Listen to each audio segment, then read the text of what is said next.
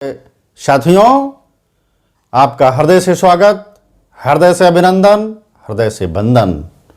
आज साथियों हम बात करेंगे जबरदस्त प्रेरणा से लवरेज स्टोरी।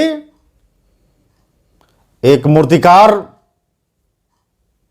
जो अपने घर से निकलता है जंगल की तरफ, और जैसे ही वो जंगल पहुंचता है, जंगल के कोने पर एक सुनहरा सुंदर पत्थर दिखाई पड़ता है और वो पत्थर के समीप हो जाता है और अपने झोले से बक्सा निकालता है और बक्सा निकाल करके उसमें से छेनी और हथौड़ी निकालता है और उस पत्थर पर एक सुंदर से सुंदर मूर्ति प्रतिमा बनाने के लिए उस पर छेनी हथौड़ी का प्रहार शुरू करता है। जैसे ही छेनी हथौड़ी का वार शुरू होता है,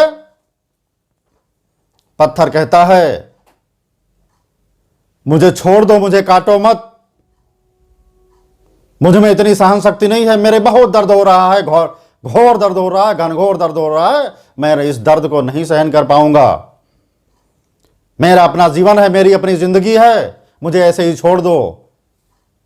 मैं और कटना नहीं चाहता और किर्च किर्च होना नहीं चाहता। मेरे अंदर असहनीय पीड़ा हो रही है, अद्भुत दर्द पैदा हो गया है, मेरे को छोड़ दो, मेरा जीवन बख्श दो, प्लीज बख्श दो। वो समझाता है मूर्तिकार, नहीं, आज अगर दर्द को सहन कर गए तो सुंदर खूबसूरत प्रतिमा का रूप मिल जाएगा आपको। लेकिन नहीं, उस पत्थर ने कहा, नहीं, हे मूर्तिकार, मैं ये सहन नहीं कर सकता, मेरे दर्द ये बस का नहीं है, अब मैं नहीं झेल सकता। मूर्तिकार उस पत्थर को वैसे ही छोड़ देता है और आगे बढ़ता है। आगे जंगल के उस किनारे पर एक और सुंदर खूबसूरत पत्थर दिखाई पड़ता है और वो वहां पहुंचता है। पुनः वही क्रम दोहराते हुए झोले से बाक्स और बाक्स से छेनी हथौड़ी निकाला और उस पत्थर पर दे छेनी दे हथौड़ी, दे छेनी दे हथौड़ी, धड़ाधड़ वार करना शुरू किया। उस पत्थर ने ऊफ तक नहीं करी और वो मूर्तिकार छेनी हथौड़ी से वार करके और सुंदर भव्य दिव्य खूबसूरत भगवान की प्रतिमा का रूप दे दिया और वो प्रतिमा वहीं पर छोड़ करके वो आगे बढ़ गया। आगे एक गांव पड़ता है। गांव में एक भव्य दिव्य खूबसूरत आलीशान मंदिर की स्थापना हो चुकी होती है। गांव वाले सब चर्चा कर रहे हैं, परिचर्चा कर रहे हैं कि इतना अद्भुत विहंगम मंदिर बन गया, लेकिन इसके लिए एक खूबसूरत भगवान की प्रतिमा की जरूरत है। इस चर्चा को सुना मूर्तिकार ने और उसने कहा गांव वालों से, जंगल के उस किनारे पर जाइए, एक खूबसूरत प्रतिमा मैंने बनाई है, आप जाइए और उसे लेकर के आइए। सारे गांव वाले इकट्ठे हुए और गए, उस प्रतिमा को लेकर के आए, उस मंदिर में उसको स्थापित कर दिया और गाजे बाजे के साथ स्थापना करके पुष्प वर्षा होने लगी, बतासों की फुलझड़ी लग गई, फूलों की बरसात होने लगी। इसी बीच नारियल चढ़ाने के लिए पत्थर की जरूरत पड़ती है, जिस पत्थर पर नारियल फोड़ा जाता है। उस मूर्तिकार ने कहा, एक ऐसा भी पत्थर उस जंगल के किनारे पे पड़ा हुआ है, उसको भी जाकर के ले आइए। गांव वाले गए और उस पत्थर को भी लाए और मंदिर के परिसर के सामने उसको रख दिया। अब वो पत्थर वहां रखा जा चुका होता है।